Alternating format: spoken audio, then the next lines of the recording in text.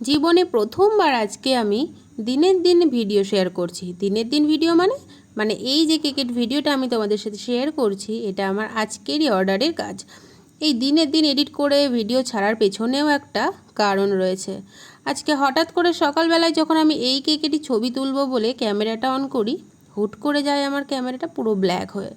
কী ব্যাপার, কী হলো কিছুই তো বুঝতে পারছি না। আগে তো এমন কখনো হয়নি।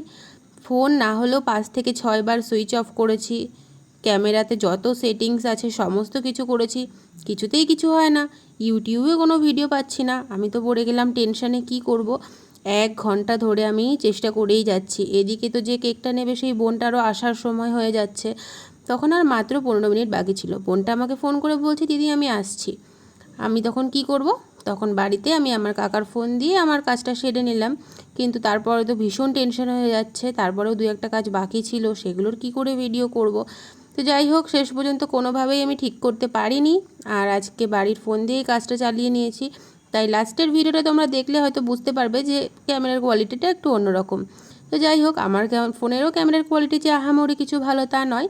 তো চলো কেকের কথা বলে ফেলি। কেকটা ছিল 1/2 পাউন্ডের মধ্যে বাটারস্কচ ফ্লেভারের।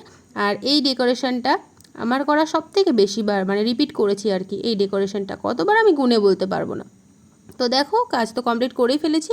এখন তোমরা কমেন্ট করে বলো যে সেম টু সেম কি হয়েছে, ভালো কি লাগছে, বলো কিন্তু।